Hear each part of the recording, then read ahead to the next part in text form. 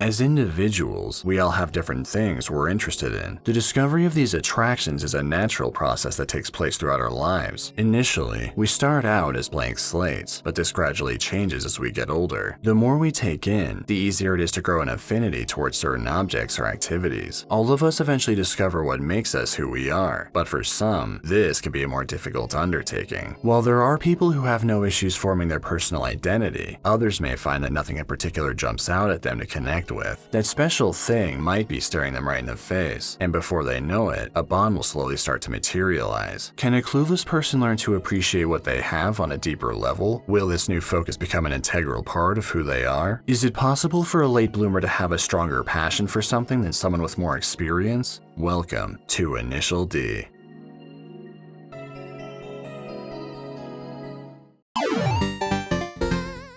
This episode of Lexand is brought to you in part by my esteemed brigade leader, Detective Nanama, who not only makes amazing art on Twitter, but also has a message for me to present that is very much worth hearing. It goes as follows. We've all been stuck in a cage, whether it's a job, relationship, or ourselves. Not many of us have the strength to leave, either because we prefer what's familiar yet poisonous, or we're still waiting for the bars to be weak enough. You can't become who you're meant to be and build a life on freedom if you defend systems and people that need you to be small. Strong people endure, but stronger people act. You weren't born to be in a cage. You were born to be free. Powerful words to be sure. Thanks again to Detective Nanama, and I hope you all enjoy the video.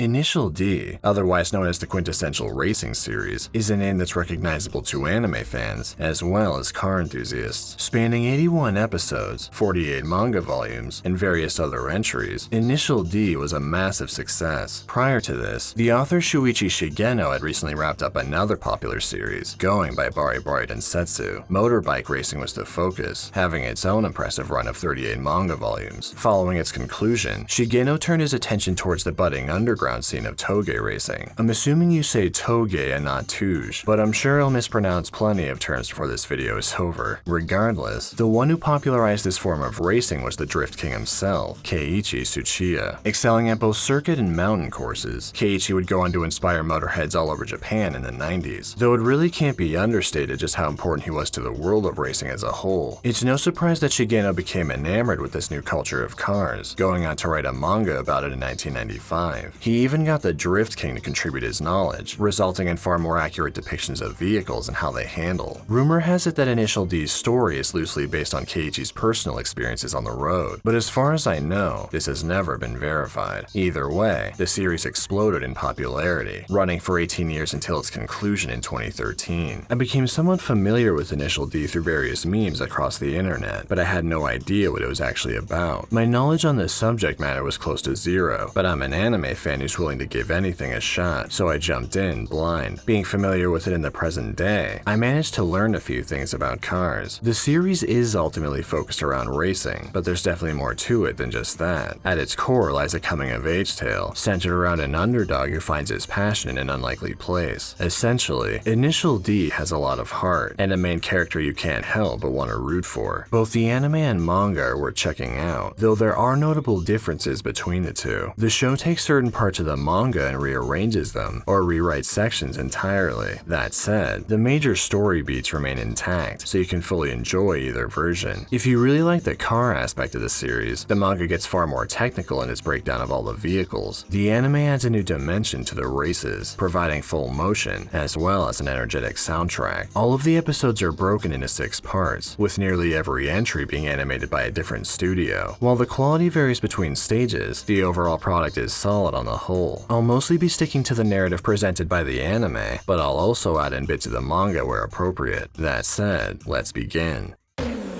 Initial D. Takumi Fujiwara is your average teenager, passing the days casually while completing his last year of high school. His energetic best friend Itsuki is also introduced, very much the opposite of Takumi's extremely laid-back personality. Outside of their usual classes, the two of them work nearby as attendants for a gas station. Here, we meet fellow co-worker Iketani, as well as Yuichi, the boss who runs the place. All of the employees love talking about cars, especially in relation to street racing. Iketani in particular belongs to a local team, known known as the Akina Speedstars. Caught up in the hype of underground competition, Itsuki has been fired up to buy his own car, hoping that Takumi will pitch in to help. As it stands, both teams are severely lacking in funds, with their job unable to get them anywhere close to acquiring a vehicle individually. Itsuki wants to achieve this goal by any means necessary, but the same can't be said for Takumi. Unlike the others, he isn't the least bit interested in cars, and doesn't know much about them in general. Unfortunately for him, Itsuki is determined to get Takumi educated on the subject.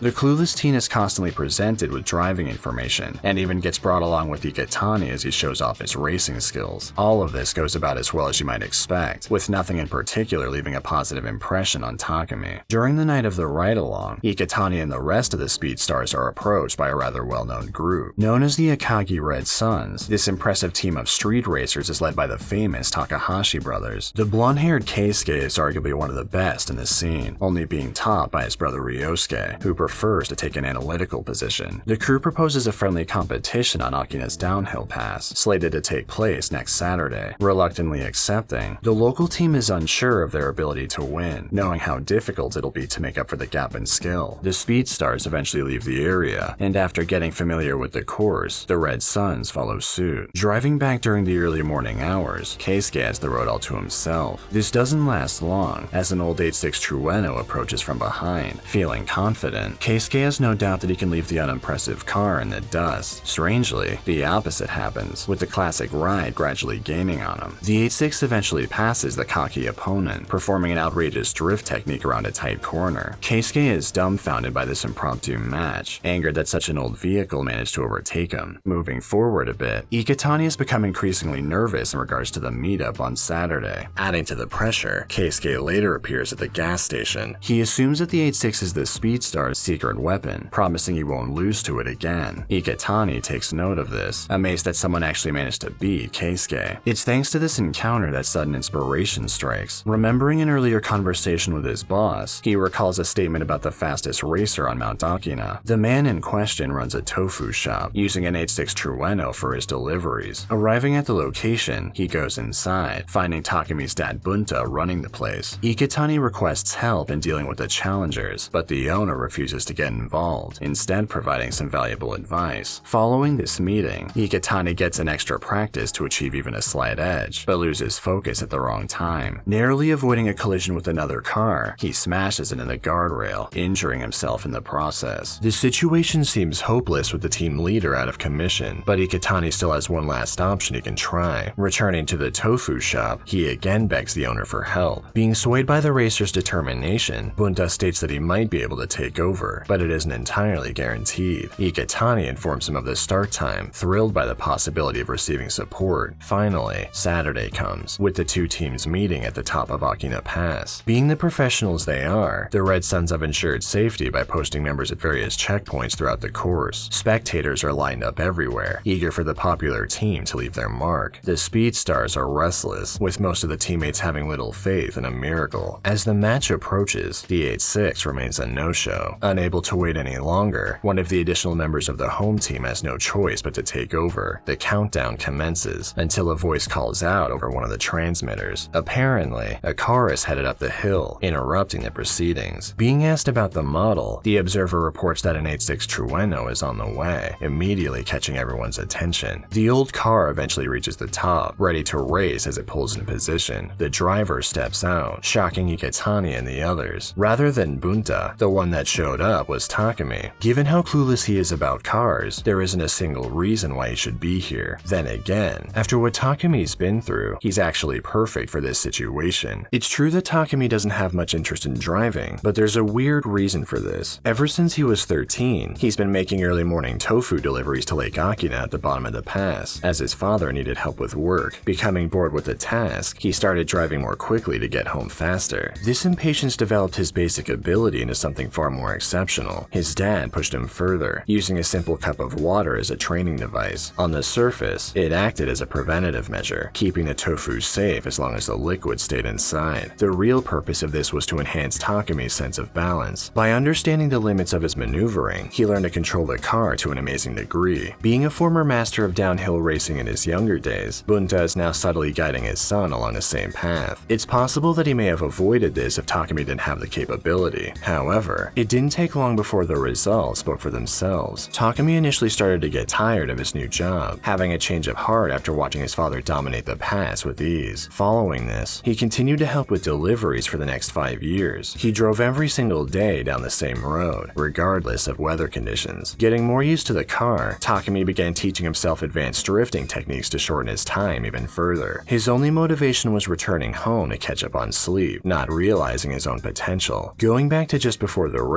Bunta is wondering how to convince Takumi to take his place. By coincidence, his son wants to borrow the car for a date the next day. Bunta uses this as leverage, promising a fully fueled vehicle in exchange for attendance at the Akina downhill. With no money for gas, Takumi finds it difficult to turn down the offer. He reluctantly agrees, bringing us back to the present. Gambling on Takumi's driving history, Iketani decides to leave the race in his hands. The two cars get ready to go, shooting forward after the countdown concludes. With the newer Mazda FD model, Keisuke easily pulls ahead of the older 86 Trueno, but Takumi isn't concerned. While the FD has more speed, the 86 can make up distance in the corners with precise maneuvering. Takumi takes full advantage of this, shocking the spectators as he closes the gap. He then plans a point of attack, getting ready to pass his opponent. Approaching an especially steep curve, the FD moves to the outside to safely drift through, but Takumi punches the gas while taking the inside lane. Using its tires to grip the gutter on the side, the 86 maintains control, overtaking Keisuke in the process. Everyone is left dumbfounded after what they witnessed, watching the victor drive off past the finish line. With a single race, a new legend is born. Ryosuke later reveals the strategy that resulted in his brother's defeat, intrigued by Takumi's mastery of the course. Canceling their plans for a racing expedition across the Kanto region, the duo needs to secure a win here before anything else. Over at the beach, Takumi is lost in thought while on his date, realizing that his interest in racing is gradually increasing. Having only seen driving as work, he's now slightly curious about this unfamiliar territory. It doesn't take long before a new driver becomes interested in the 86. Takashi Nakazato of the Miyogi Night Kids wants a piece of the action, seeing a promising rival in Takumi. Hearing that he'll be able to meet him at the local gas station, Nakazato heads over to issue a challenge. With the other co-workers currently out on errands, Itsuki is the only one around. Running his mouth, he brags about knowing the driver of the 86, agreeing to pass on a message. Nakazato confirms an Akina match for Saturday, leaving soon after. Takumi is later asked about potentially racing again, but he isn't interested in the slightest, still not viewing himself as someone involved in that world. Unable to convince his friend, Itsuki knows he's in trouble. After rumors spread the next day, he's forced to admit his mistake, knowing he's created a tricky situation. Before making his usual delivery, Takumi asks his dad if he'd be able to take on the new opponent, being told it might be doable. As he heads down the pass, he's blocked by a certain car, belonging to Keisuke Takahashi. The former challenger tells Takumi that he isn't allowed to lose, being met with a refusal to race at all. Keisuke then inquires if racers need a reason to compete, listening to his rival doubt whether he actually fits that mold. While Takumi says he only drives the way he does for the sake of work, he's told that no one could achieve his skill level unless they truly enjoyed the culture of cars. Keisuke declares him to be a genuine racer, and as such, expects him to take pride in his ability. He speeds off within moments, leaving Takumi to question himself further. During the Saturday shift, Yuichi overhears that Takumi is very stubborn when told to do something with force. He uses this knowledge to employ reverse psychology, assuring his colleague that the opponent's R32 is a car that's impossible to beat. With Keisuke's words still fresh in his mind, Takumi decides to accept the challenge after all, wanting to put his skills to the test. Unfortunately, not only is the shop closed when he gets home, but Bunta and the 86 are nowhere to be found. Stuck at home, Takumi continues thinking about the race he can't get to. He laments his circumstances, having a hard time containing himself. Iketani shows up later, going on to pitch the idea of using a different car, but Takumi wants to drive the vehicle he's gotten used to over the years. Suddenly, a familiar noise rings out, signaling that Bunta is coming back to the shop. Losing no time, Takumi borrows the car as soon as he arrives, quickly heading to the match. Bunta notices the change in his son's attitude, seeing that he's far different than usual. With only minutes to go before the deadline, Itsuki decides the best course of action is to apologize to everyone, regardless of the outcome. Thankfully, Takumi arrives just in time, ready to defend his place as Akina's fastest. Both cars line up for the countdown, punching the gas after getting the signal. Wanting to see the competition firsthand, Ryosuke and Keisuke follow close behind. This race is a bit different, as the opponent's GTR uses a style that grips the corners instead of drifting through them. With plenty of horsepower, this new car is definitely intimidating, but it actually actually has a notable weakness. Due to the weight of its frame, the vehicle puts a lot of pressure on the tires, as well as the brakes. Understeer will become more of a factor as things progress, resulting in the GTR losing precise control over time. Once again, the match will be determined during the final curves of the course. It turns out that Bunta made some secret adjustments to the 8.6 while he was out, leaving a surprise for his son. Changing the pedal settings, he's made it so Takumi will now get more understeer by default when he accelerates. The purpose of this is to make for better overall recovery coming out of drifts. Takumi should be able to compensate for the difference, able to feel out the best time for punching the throttle. After leaving the starting line, Nakazato eases up a bit, wanting the official start to be at the first corner. Getting exactly what he wanted, his line is followed without issue. Takumi takes advantage of the new adjustments to pull off some exceptional drifting, being fully noticed by Ryosuke. As the race continues, Nakazato gains a significant lead from the straightaways, but thanks to the sharp turns in the second half of the course, the 8.6 manages to catch back up. The GTR is maintaining itself with effective braking, but Takumi sticks to its tail, keeping his acceleration perfectly consistent. Reaching the final area where Keisuke was overtaken, Nakazato occupies the inside lane where the gutters are. Despite this, Takumi pushes forward, attacking from the outside instead. Nakazato pushes hard to block him, not allowing him to pass. A similar exchange happens at the next curve, with the outcome being the same. Anticipating a third time, Nakazato was confident that one car length is more than enough space to keep the 8.6 out of the inside track. Takumi heads for the outside again, prompting the GTR to meet his movement. However, these maneuvers are a trap, giving the 8.6 a chance to strike. Faking the first direction, Takumi uses the feint to sneak back inside, moving onto the hillside for additional space. Nakazato is ready to charge back into the lead, but at this point, his tires have reached their limit. His GTR spins out, ending the race within moments. Satisfied with the results, Ryosuke acknowledges the caliber of Akina's new downhill expert. Thanks to this experience, Takumi is starting to gain an appreciation for his car, as well as the underground racing scene. Following this, another member of the Myogi Night Kids, known as Shingo Shoji, is ready to outdo his leader. He lacks the honor of Nakazato, looking for a more violent solution to get his results. Staking out Akina's downhill, he runs into Iketani, who's currently in the middle of practicing his drifting technique. This is quickly derailed as Shingo rams into Iketani's bumper, sending him spinning out of control. The Speedstar attempts to catch back up, but gets left behind with ease. A few days pass, leading to Takumi demonstrating his drifting in Iketani's car. Ready for more trouble, Shingo makes another appearance at the top of the pass. Preventing a violent confrontation, he's willing to apologize to Iketani after a race, pitching the idea of a deathmatch. Shingo's real goal is to lure out Takumi, knowing the extreme conditions are too much for average drivers. The lead up to this duel is slightly different depending on the version you choose. In the anime,